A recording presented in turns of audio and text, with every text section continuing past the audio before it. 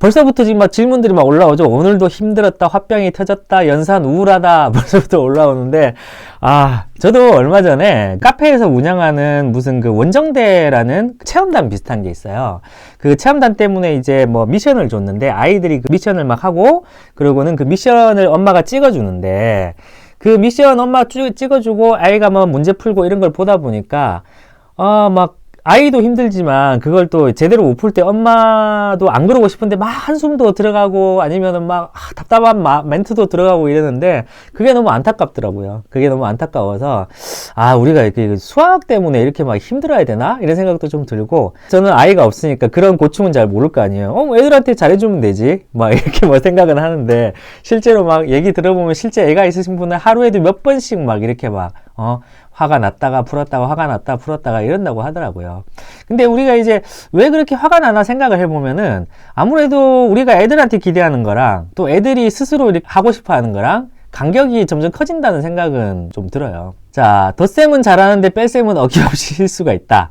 이럴 경우 계속 반복해주는 방법밖에 없나요? 자, 덧셈은 잘하는데 뺄셈은 실수가 있다. 이 질문을 제가 한 4, 5년 전부터 지금까지 한 20번 정도 들은 것 같아요. 그 반대의 경우는 뭐 없어요, 잘. 그 반대의 경우, 즉 뺄셈은 잘하는데 덧셈 못한다. 이런 케이스는 거의 없습니다.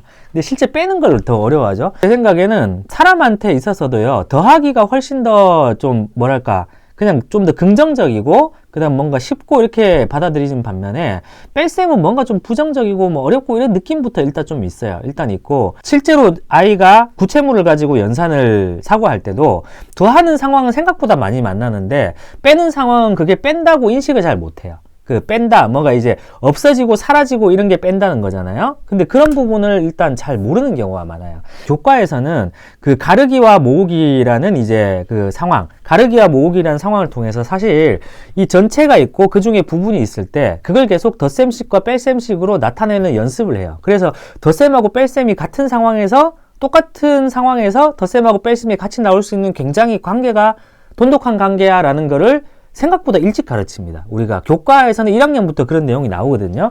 근데 이제 우리가 연산을 좀 일찍 시작하다 보면 연산의 그런 중요한 덧셈과 뺄셈의 관계의 원리보다는 일단 어쨌든 우리는 연산책을 풀다 보면 덧셈부터 쭉 하다가 그 다음에 이제 뺄셈을 하다 보니까 이건 뭐지? 이거는 뭔가 다르네?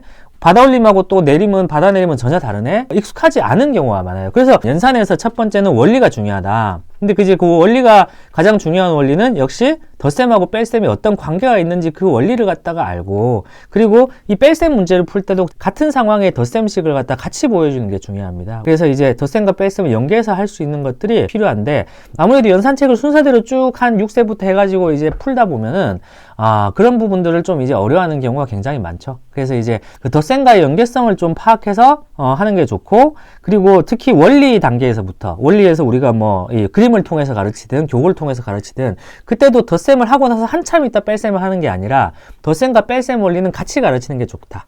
이제 저는 그렇게 이제 생각을 합니다. 사실 오늘 질문이 별로 안 나올까봐 준비한 질문들이 되게 많아요. 제가 질문이 안 나올까봐 이렇게 7가지 질문을 준비했는데 제가 지금 이 얘기를 별로 할 수가 없을 정도로 많이 나오는데 실수가 너무 잦은 아이들 같은 경우는 사실 그 실수가 잦은 데는 되게 여러 가지 이유가 있어요. 그리고 연산에 있어서 제일 중요한 건 뭐냐면 속도하고 정확성입니다. 속도, 정확성 이 두 가지예요. 근데 이 두 개를 갖다가 동시에 두 마리 토끼를 다 잡을 수는 없어요. 잡을 수는 없는데 제 생각에는 어렸을 때는 정확성이 훨씬 중요합니다. 정확성. 속도는 정확성을 갖춘 다음에 속도보다는 정확성을 먼저 하는 게 유아에는 맞고요. 일단 실수가 많은 아이는 여러 가지 그 경우가 있는데 첫 번째 경우에는 아이가 자꾸만 어렸을 때부터 시간에 쫓기는 거에 대해서 시간에 쫓기는 상황에 계속 노출된 경우예요. 그래서 내가 오늘 이 2페이지는 해야 되는데 내가 이게 빨리 끝내고 놀고 싶든지 아니면 좀 너무 학습량이 많아서 나는 많이 풀어야 돼. 막 이런 거에 대해서 너무 이제 압박을 받은 아이들은 이 연산을 빨리빨리 하는 데만 하다 보니까 정확성이 떨어지게 됩니다. 실수를 안 하게 하려면 아이들이 어렸을 때부터 너무 시간 대비 과도한 양의 학습량을 주는 걸 지양해야 돼요. 만약에 우리가 15분을 갖다 시킨다 그러면은 애가 뭐 한 10분 만에 풀었어요. 그럼 10분 만에 풀었을 때 아이한테 5분짜리 미션을 더 주지 마시고 10분 정도 풀었으니까 잘했어 하고 끝내셔야지 애들한테 또 더 주고 또 더 주고 이렇게 학습량을 과도하게 주면은 아, 내가 더 빨리 풀어야 되겠구나. 더 빨리 내가 더 많이 풀어야 되는구나. 이런 경험이 있기 때문에 계속 아이들이 실수에 대해서 둔감하게 됩니다. 일단 학습량을 너무 많이 준다든지 시간을 너무 촉박하게 주는 연습을 유아나 초등 저학년 때부터 하시지 마세요. 그러니까 그건 나중에 정확도가 어느 정도 답보되고 나서 하시는 게 맞고요. 중요한 것 중에 하나는 만약에 우리가 5 더하기 6은 이라는 질문이 있을 때 5 더하기 6은 11이잖아요. 근데 그 11이라는 걸 갖다가 11을 갖다 풀고 나서 그러면 11에서 5를 빼면 6이 되네? 11에서 6을 빼면 5가 되네? 이걸 갖다 우리가 그냥 편하게 검산식이라고 불러볼게요. 그러니까 덧셈은 뺄셈으로 검산할 수 있고 뺄셈은 덧셈으로 검산할 수 있고 곱셈은 나눗셈으로 나눗셈은 곱셈으로 검산할 수 있어요. 우리 나눗셈의 검산식은 다 곱셈과 덧셈식이죠. 근데 이 검산식이라는 걸 갖다가 굉장히 검산식이 거창하게 꼭 필요한 게 아니라 우리가 실제로 저도 그런데 덧셈과 뺄셈의 관계를 잘 알고 그리고 또 덧셈을 뺄셈으로 바꾸어서 풀 수 있다는 걸 아는 친구들은 자기도 모르게 검산을 합니다. 즉 뭐냐면은 내가 예를 들어서 27 더하기 33은 60이라는 걸 풀었는데 그냥 만약에 그 다음 문제 넘어가기 전에 60에서 33 빼면 27 맞네. 그러면 이렇게 크로스로도 다시 한번 뺄셈으로도 검증해 봤으니까 맞다는 걸 저의 경우에는 해요. 저의 경우에는 물론 이제 그것도 어느 정도 최소한의 속도는 되고 정확성이 있어야 됩니다. 그런데 이제 그래가지고 뭐 하고 나면 당연히 덧셈을 하고 나면 거꾸로 뺄셈식을 만들어서 한번 다시 계산해보고 그 다음 우리 네모가 있는 계산이 또 네모가 있는 계산 뭐 네모 빼기 5는 20 네모는 얼마일까요? 이런 네모가 있는 계산도 그냥 이거 25네 하고 구하고 끝나는 게 아니고 그 네모를 반드시 구한 답을 네모에 넣어보는 겁니다. 근데 이 과정이 뭔가 검산식을 꼭 써야 돼 이런 식으로 하면 또 너무 오래 걸리고요.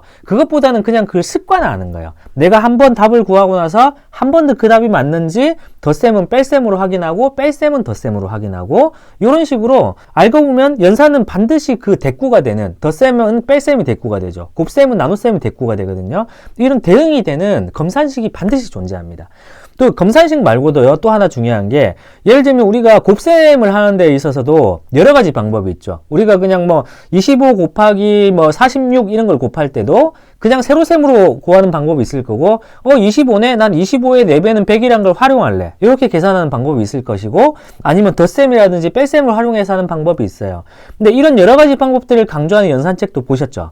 근데 그런 연산책에서 여러 가지 방법들을 그냥 가르쳐 주는 게 아니라 그런 여러 가지 방법들을 갖다가 실제로 많이 가지고 있는 친구들은 또 자기도 모르게 검산하는 과정을 하나 더 가지게 돼요.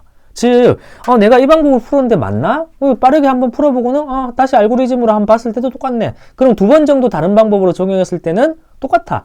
그리고 나중에 이 검산이란 것도 모든 문제를 검산할 필요는 없습니다. 아이가 잘 틀리는 문제. 아니면은 우리가 나중에 습관을 들이는 게 중학교 가면요. 계산이 많이 필요하고 단계가 복잡한 문제는 마지막에 나와요. 마지막에 나오는 문제들을 항상 검산 한번 해보자 라고 하는 그런 것들이 있어야 되거든요. 그래서 우리가 그 연산책을 보실 때도 이제 요즘에는 엄마쌤 여러분들도 원리를 이해하셔야 되는 게 아이들이 덧셈하고 뺄셈의 관계를 어떻게 이용해서 네모가 있는 계산이나 아니면은 검산식을 쓸 수 있느냐, 그 다음에 또 곱셈과 나눗셈의 관계를 어떻게 알고 있느냐, 이런 것들을 굉장히 이제 좀 잘 보셔야 돼요. 그래야 아이가 뭐가 약한지 압니다. 애가 어떤 부분에서 보충을 해야 되는지 엄마쌤이 아셔야 되거든요. 그걸 알기 위한 첫 번째 목적이 연산책이라고 생각을 해주셔야 됩니다. 실수에 대해서는 제가 이제 말씀드렸죠. 먼저 첫 번째는 어렸을 때부터 너무 과도한 학습량을 줘서 시간이 쫓기게 만들지 마라.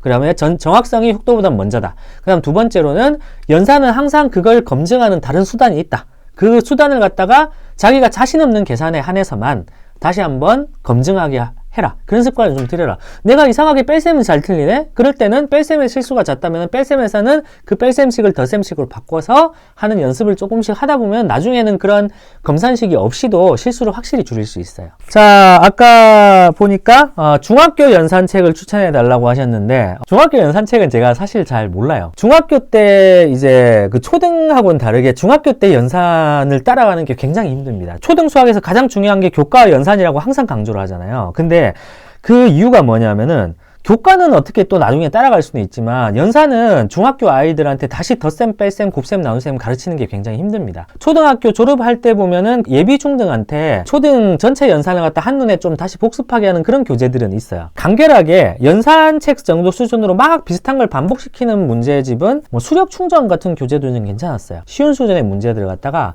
반복해서 푼다는 방식이 되게 좋아서 초등이 약한 아이들, 중학교에서도 조금 개념이 약한 아이들은 그런 방식으로 하는 게 좋을 것 같고요.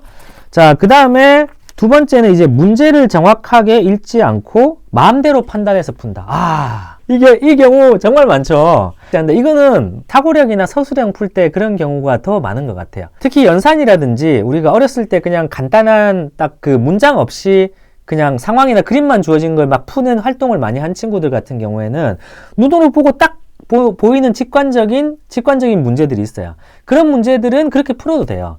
근데 하지만 나중에는 그렇지 않죠. 그런 것도 있죠. 문제에 보면 밑줄을 쫙 짜야 되는 그런 것도 있어요. 뭘 구하라는지 정확히 알아야 된다. 수학 독해 같은 독해책을 좀 추천해 드리긴 합니다. 뭐 문제 해결의 길잡이, 그 다음에 뭐 기적의 문장제, 서술형 책들은, 물론 서술형 책들도 여러 가지가 있는데, 서술형 책들은 보면은 처음에 아이가 원리를 배우고 그 다음에 그 연습을 하잖아요. 수학 그 연산 연습을 해요. 그럼 그 연산 연습한 결과가 실제 문제에 어떤 방식으로 표현된지에 굉장히 중점적으로 표현을 했어요. 그 이제 연산책은 주로 거기서 다 끝나는 경우가 많잖아요. 근데 그 경우, 그러면 그런 서술형 문제를 풀다 보면, 내가 이 문장을 정확히 읽어야 정확한 식을 세울 수 있구나라는 경험을 할 수 있게 됩니다. 근데 그게 없이 그냥, 나는 이렇게만 풀래 라고 해버리면은, 나중에는 기계교육 습관이 돼가지고 자꾸 문제를 안 읽게 되거든요. 그러니까 저는 조금 서술형 문제라도 조금 이른 나이에 시작하는 게 맞지 않나. 저는 그렇게 좀 생각을 해요. 그래서 문제를 읽는 습관을 들이는 게 맞고요.